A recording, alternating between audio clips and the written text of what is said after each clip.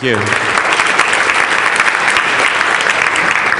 Yeah, I'm happy to be here. This is my second PyCon. I was here. I was in Atlanta in 2010, and I took a year off, and now I'm back, and I've written a lot of new code, and I've got some fun things to talk about. So I started out as a mathematician, and then I went and worked in the quant finance business for about 3 years, and then I left in the middle of 2010. And since then, I've been doing statistics, and I've been consulting and doing open source and working on libraries like Pandas. Very exciting right now. I've just started a company called Lambda Foundry, Lambda like the Lambda calculus, and Lambda in Python. So we're building a research platform for quants in Python and built on top of Pandas. So doing a lot of development in and around the Pandas ecosystem. So I spend a lot of time like this. I care a lot about performance and building high performance tools in Python. So I spend a lot of time with my mad scientist goggles on, behind the monitors and trying to eke out performance in Python and build good APIs, and so this is my natural state. I'm writing a book, so I've got a book in the works with O'Reilly Media. It's called Python for Data Analysis. So I looked around about a year ago, and I saw that there really wasn't a book that presented a really nice introduction to what I would call the modern scientific Python stack. So I decided, well, for the good of the community, this book needs to be written, and also Pandas has reached a mature state where I'm comfortable writing about it in a book. So the goal is to present a very practical guide for new people coming to Python, but also existing Python programmers who want to work with data and be able to apply these tools in their work. And it's going to be coming out later this year. So Pandas, so we've got a new website. It's at the new pydata.org, which you'll be hearing more about in the coming months. It is a rich data manipulation tool which sits right on top of NumPy. So so if you have that question, it's based on NumPy, and you can think of it, if you're an R user, as like a data frame on steroids. I wasn't the first person to call it that, but I've taken to it, and I think it's a good description. I've invested a lot in building very high performance tools for working with tabular data in Python. A lot of the work is in building very consistent and easy to use APIs so that when you're flipping between different parts of the library, that you don't have a lot of cognitive dissonance and things really mesh well together so that you can really get things done very fast. And I'm hoping that Pandas will be the foundation for building a next generation data analysis environment and doing it in Python, because I think we all want to be programming in Python. So that's why we're all here, right? So it's being used by a lot of, I started out in the finance industry, and initially Pandas was very well suited for financial data because that's what I was building it for, and I've since expanded it to work with a lot of different kinds of data and a very broad set of problems. But there are a lot of financial users, and a lot of other people are using it very heavily in production. Performance is great. Like I was saying, I really would like to see more people using it and sort of uniting with and building a data analysis ecosystem based on Pandas. So and really it's about building better tools to simplify the data wrangling process. There's been a lot of work in recent years to build better statistical modeling tools, better things like working on the data infrastructure, Hadoop and HDFS and all these tooling around data, but there's been less work on the data preparation, data cleaning, data-munging process, and that's really where we spend a lot of our time. And the reality is, out in the industry and all over the world, people already are using Python to do this work, to do data wrangling, data preparation. But there really has been a gap in the analysis tools where you do a lot of work in Python, and then you have to sort of stop. You dump out the data that you've been preparing in Python, and you load it up in R or another environment. And that's the thing that I'm trying to change. So. You can see there's a bit of an inflection point in the code churn graph where I decided to devote myself full-time to the project beginning of last summer. It's grown and by leaps and bounds during that time. There's about 10 active committers on the project. I still do a lot of development myself, but it's been really exciting to get a lot more people involved with the project. A lot of the work, of course, is in testing, and you've got to take testing very seriously. About a year ago, there were only about 500 test functions in the 0.3 release, and since then, that number has grown to about 1,500. So, in addition to adding lots of new functionality, you also have to make sure that it's code that you can believe in, that you can rely on, and build really critical production systems based on. So before I dive in and show some demos, I just wanted to briefly talk about my tools. I think more people should talk about their tools, what they use to do their development. So I'm a big fan of IPython. I talk about it all the time. I am an Emacs user, so don't hate. I know that most Python people are Vimmers or they use other tools, but I think the indispensable tool is the Python debugger. If you use it within IPython, you get a much richer experience. You get tab completion. You can debug things much faster. Use tools like pylint and pyflakes, to root out the common errors as they occur. And of course, use Ned Batchelder's coverage.py to really measure code coverage and to make sure you're covering all your bases. Of course, code coverage, line coverage can be deceiving, so that's also something to be mindful of. So. IPython project, many of you have heard of this. There's been a lot of buzz around the project. I think it's one of the most exciting projects, especially in the scientific Python ecosystem. It's something that, when I started out in Python and I discovered IPython, it really transformed the way that I do development and that I do interactive research and data analysis. Fernando and crew have really kind of engineered it to be this productivity enhancing tool that as soon as you start using it, you wonder how you ever lived without it. And I always, when I talk to general Python programmers, non-scientific Python programmers, I always recommend that you explore using IPython, even if you don't do science, if you don't make plots and do a lot of numerical computing. Because I really do think it can enhance any Python developer's workflow. And of course, if you haven't seen the HTML notebook, it's amazing, and I'll see a little bit of it in this demo. A little bit about profiling and optimization. There's lots of, I'm going to skip this, but there's lots of great stuff you can do within IPython to time code, to profile it through cprofile, to really speed up the iterative process of developing code, testing it, and making sure that it's performant. Especially in large-scale data analysis applications, you spend a lot of time tweaking things and making sure that things run fast. And so having these tools, just right at your fingertips and not have to write a lot of code to profile your code is very powerful. So there's other things, follow consistent conventions. People always complain about the 80-character limit in PEP8, but I think it's good to stick to.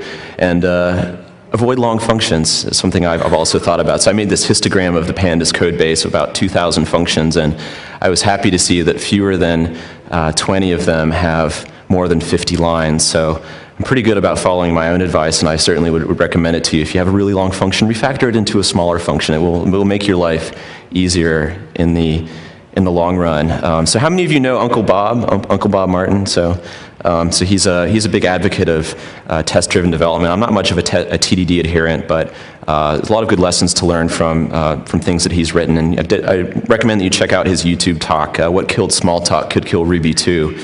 And the basic advice is, when you have a dynamic language, often it can just be too easy to make a mess. And that's true of Python as well. So the basics of Pandas, you have a number of different data structures, and the first is the series, which is built as a subclass of the NumPy array. It's a one-dimensional object. You have an array of data, and you have an array of labels. The labels can be any type. They don't need to be any particular order. They just give an identification for your data. And that's integrated throughout that labeling is used throughout the library to reference the data, to do join operations, and really anything that you might want to do with the data. Now the data frame is taking one step back from there. You have a collection of series. You can imagine it's like a table where each table now, here we had a one-dimensional object with an array of labels, and a data frame is a table with multiple columns where each column can be a different type. And they all have the same row labeling. And so you can insert and delete columns, and you can treat it like a NumPy array. It's this very flexible object, and it's the primary container for working with data in Pandas. So if you were in the PyPython shell and you had this is a tipping data set, you might have something that looked like this, where you have a number of numerical columns and then a number of string columns or Boolean columns, or you could even have arbitrary Python objects in the columns. And it's sort of the entry point, and it's the container for data that you use to do your analysis. Now the indexes on the axis here, we've got integers on the rows and strings on the columns. You can have more complicated indexes. You can have hierarchical indexes. Here's an example of a data frame that has 2 levels of indexing on the rows. It has sex and smoker, as its row labels. And you can think of the labeling as being like a tuple, like the tuple female comma no and female comma yes as being the first two row labels. But you can select out subsets of the data very naturally. If you wanted to just get the slice of data that's labeled female, you can do that, and that just gives you a view on the data rather than having to copy it. And if you have a very large data set, then you can do log time lookups of slices of the data. It's much, to me, it be higher performance and much more natural than writing a lot of for loops to select out data from a list of tuples or something like that.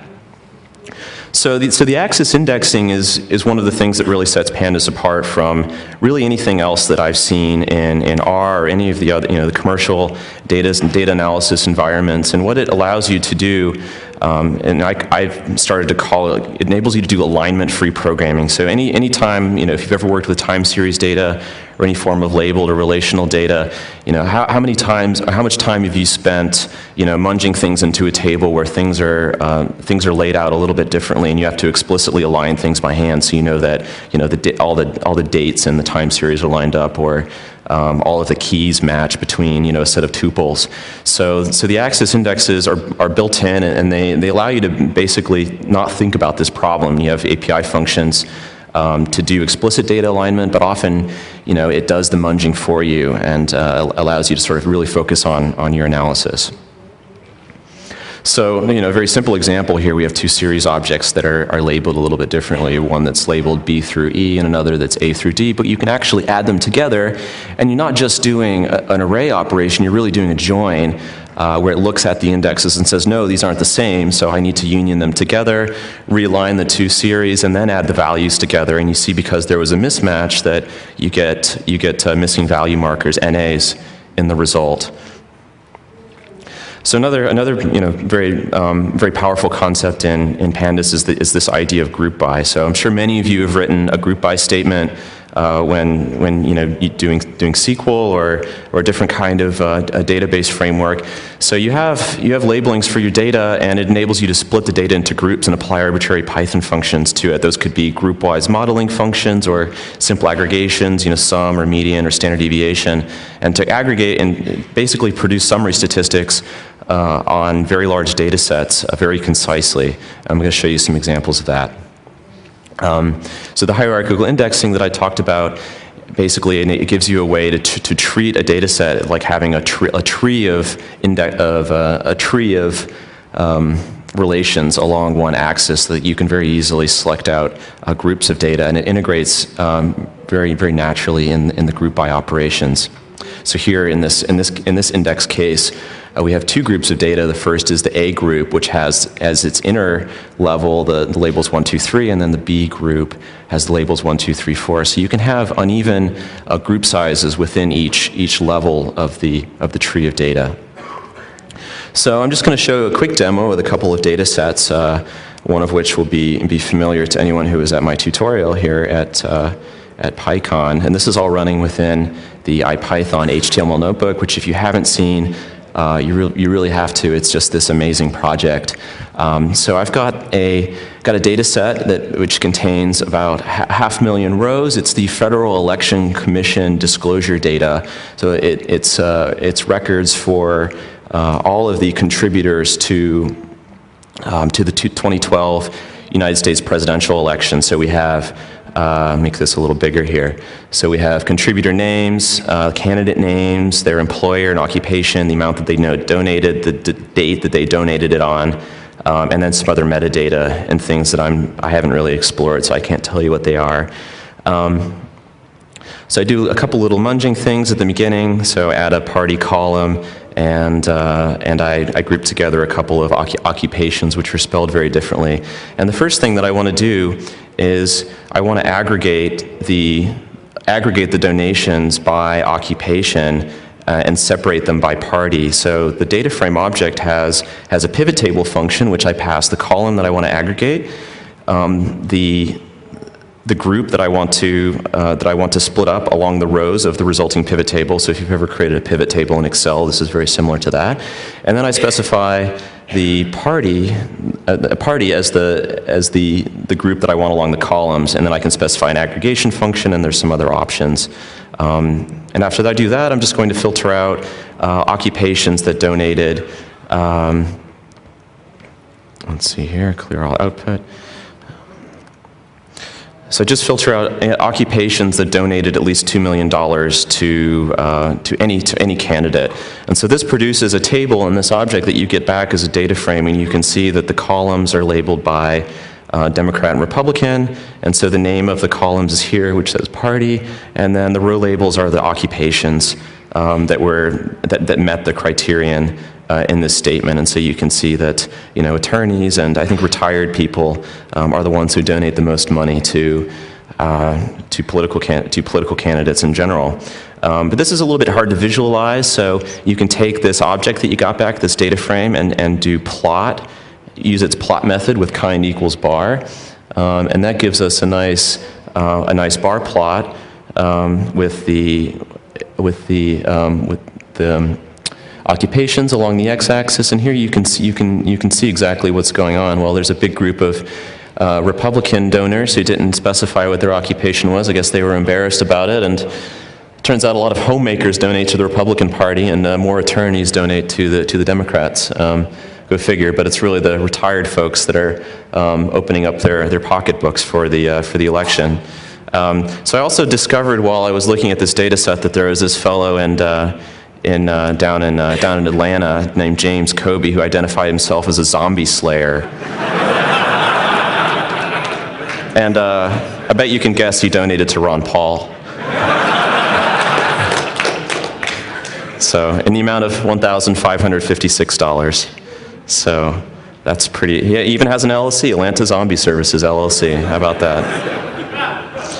And so what we're looking at right now is so I've got a configurable option where I can tell DataFrame to emit HTML, which the IPython notebook then renders into this nice HTML table, which I can scroll around and I can look at a very big data set. And so you can see how, you know, with the web technologies and the IPython notebook and these editable code cells, you can really start to build, and inline plots, you can really start to build this compelling, productive data analysis environment. I'm just so excited about the tools that have gotten built, you know, in the last year. You know, this stuff just didn't exist a year ago, and so it's been really, really exciting. So another, you can do other things. So here's an example of, I wrote a little function which selects out the top three, which I'm not going to go through, which selects the top three types of occupations by presidential candidate. And so you can see for most it's retired. I guess Tim Pawlenty, you know, has got most of his donations from homemakers. And so you can extract summary statistics from the data in a very, very concise way. Tom, how am I doing on time?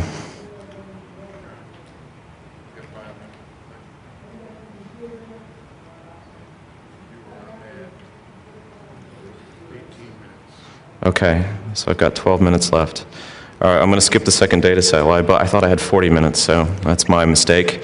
So as a last example of something we could do, so this is something a little bit more complicated. So I wrote a binning function for, let's see, let me turn back on the HTML feature so you guys can see it. So here is a histogram of a number of the major candidates and binned by contribution value. So you write a binning function, you bin the amounts, and you pass that to group by, and you can get a histogram of how many donations within each group. And so you can see that, you know, for example, let's see. You know, Ron Paul has got a lot of really small donations, whereas, you know, Mitt Romney's got a lot of, you know, donations between, you know, 1,000 and 10,000. So you can get an idea of what's going on in this data set.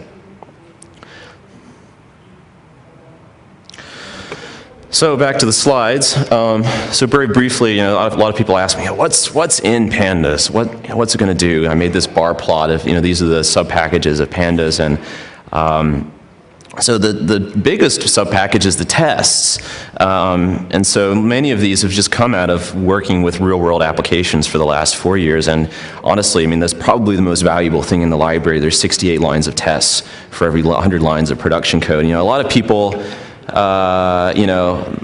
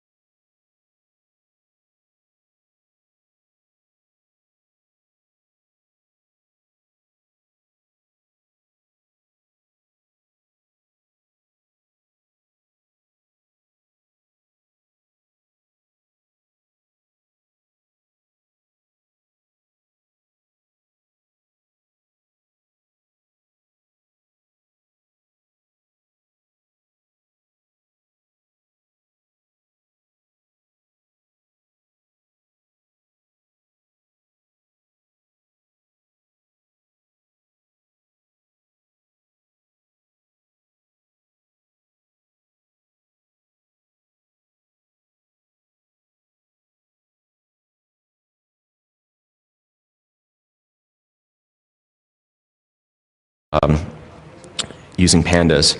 There's also other fun things, especially with the web notebook. We can start to think about building interactive visualization tools written in JavaScript, like D3 and Flood and all the JavaScript plotting libraries, and have that integrate in the IPython HTML notebook. And I think the trick would be building rich interactive visualizations that are where the code is written in Python, and you generate these nice visualizations, and it all runs within the IPython notebook.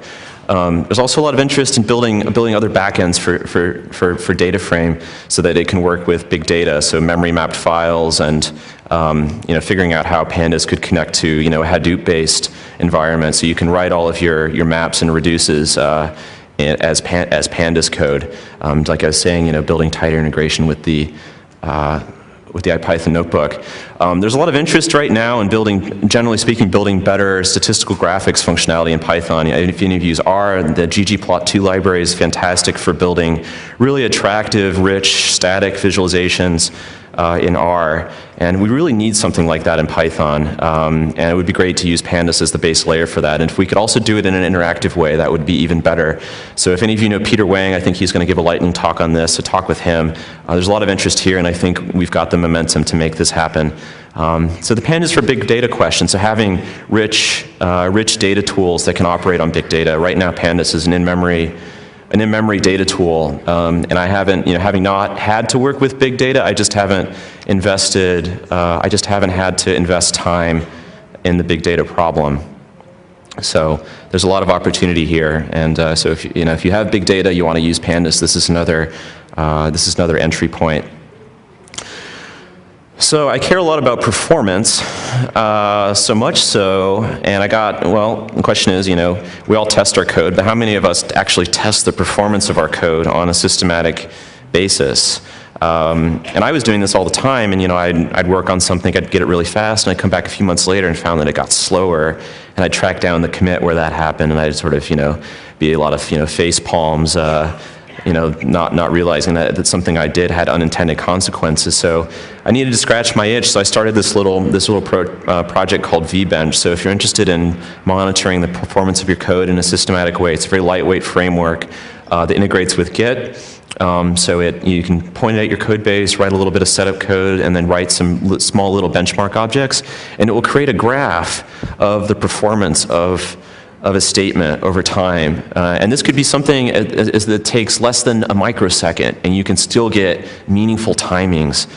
So if you have a function that takes 1.5 microseconds, but you call it 100 million times in your code, any small changes in that function could really impact the runtime of your process. So I'm excited about this project, and if you care about performance monitoring, so this is actually a graph from one of the Pandas vBench suite, from the Pandas vBench suite. Here's something where I see in early February, I made it a lot faster in the middle of December, and then in early February, it looks like there was a performance regression. So I looked at this and I said, I've got to go look into this and see what happened, because this is something that I want to be really fast. So, well, if your head's spinning yet, I guess I've got a couple of minutes, but I think maybe I can just take a lot of questions. You can follow me on Twitter. I talk a lot about data and other nerdy topics. Wes M on GitHub. I have a blog. It's at blog.wesmckinney.com, where I write about things not nearly as often as I should. My company, Lambda Foundry, is on Startup Row tomorrow, so definitely stop by the booth and talk to us. And generally, I think the future is bright for working with data in Python. There's a lot of exciting stuff ahead, and I'm really excited to have as many members of the Python community, especially you guys here, involved with the effort. So I think really, there's so much momentum building right now, and I see a lot of great things happening over the next year or two. So thank you guys.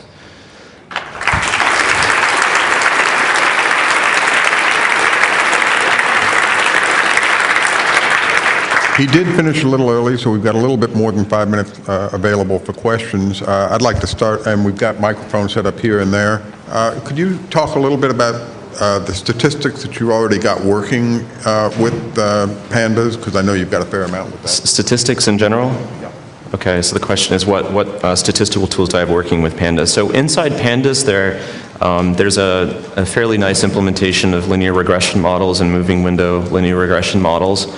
And I built that, with the financial user in mind, and that works very well. There's some preliminary integration of pandas with stats models. It used to be scikits.stats models, but we just got rid of the namespace. And so you can pass data frames to a model in stats models, like a generalized linear model. And when you get the parameters back, it will be a pandas series with the parameter names attached to it. So it's getting richer. We want to add a formula framework, so like a nice way to specify linear models, similar to R, and that's an ongoing project and a lot of work to do there. But I think it's very definitely something where people can get involved very easily. Can you modify like the data set in real time so we can have like some data streaming in and have the data set and the associated like pivot table change? So the question is if it's possible to have streaming data in pandas. I don't see any reason that you couldn't have so the data source and so the data frame front, like the front end, like what you actually are interfacing with, and where the data comes from are separated. So there's no reason that couldn't be a streaming data source. So it's largely just a function of my not having had to work with that. And you could imagine building like a circular buffer or something like that. Or you could have under the hood you could dynamically resize the NumPy arrays that contain the data. So that, I think a number of people have asked me about that, and I think it's doable. Yeah, but there's nothing there for that yet. Yeah, so there is always this huge challenge to try to match the diversity of, say, predictive modeling methods in R.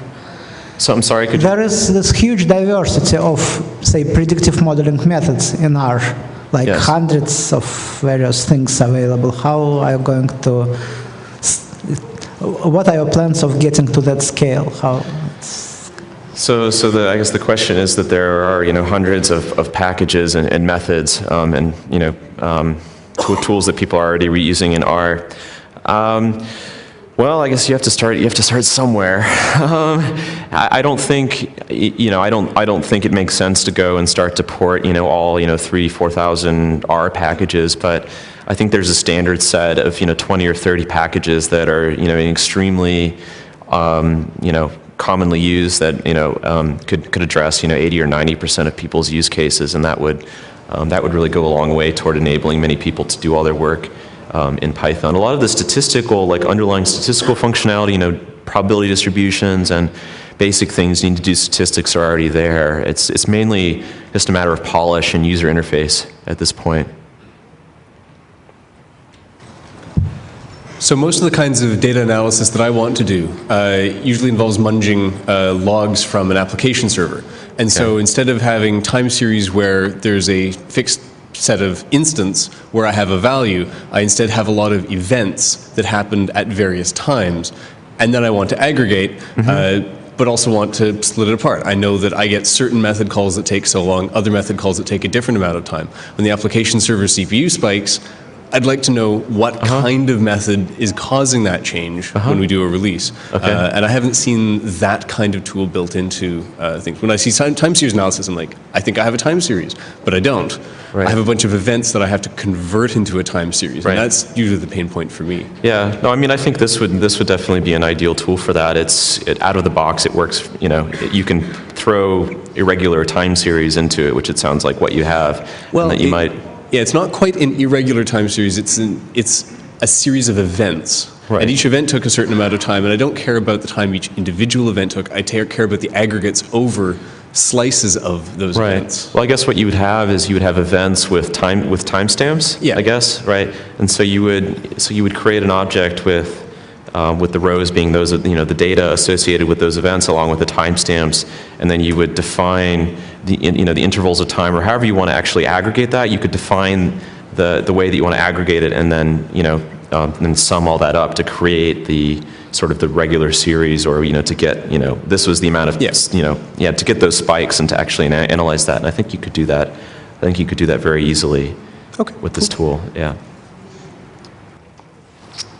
Can you describe in a little more detail the time series utilities you have for generating time series? And specifically, can you take user counters, user-provided counters that define what's the meaning of a holiday, what's the meaning of a business day, et cetera? Yeah, so there's a date range function which generates which can generate a range of dates given a rule, and so the idea is that the rules are extensible. So you could implement a custom rule which has it has an interface, and you implement the method. Implement sort of your proprietary your specific logic for generating saying here's a date and I need to move forward one period, but that might skip over a holiday or something like that. And so you could do that and then pass that to the date range, and it would generate the dates according to your domain logic. Okay.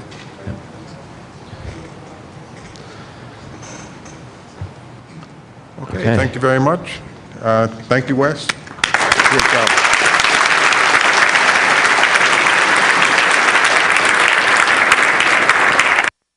On stack. So I decided, well, for the good of the community, this book needs to be written, and also Pandas has reached a mature state where I'm comfortable writing about it in a book. So the goal is to present a very practical guide for new people coming to Python, but also existing Python programmers who want to work with data and be able to apply these tools in their work, and it's going to be coming out later this year. So Pandas, so we've got a new website. It's at the new pydata.org, which you'll be hearing more about in the coming months. It is a rich data manipulation tool which sits right on top of NumPy. So so if you have that question, it's based on NumPy, and you can think of it, if you're an R user, as like a data frame on steroids. This industry, and initially Pandas was very well suited for financial data because that's what I was building it for, and I've since expanded it to work with a lot of different kinds of data and a very broad set of problems. But there are a lot of financial users, and a lot of other people are using it very heavily in production. Performance is great. Like I was saying, I really would like to see more people using it and sort of uniting with and building a data analysis ecosystem based on Pandas. So, and really it's about building better tools to simplify the data wrangling process. There's been a lot of work in recent years to build better statistical modeling tools, better for quants in Python and built on top of Pandas. So doing a lot of development in and around the Pandas ecosystem. So I spend a lot of time like this. I care a lot about performance and building high performance tools in Python. So I spend a lot of time with my mad scientist goggles on, behind the monitors and trying to eke out performance in Python and build good APIs, and so this is my natural state. I'm writing a book, so I've got a book in the works with O'Reilly Media. It's called Python for Data Analysis. So I looked around about a year ago, and I saw that there really wasn't a book that presented a really nice introduction to what I would call the modern scientific Python.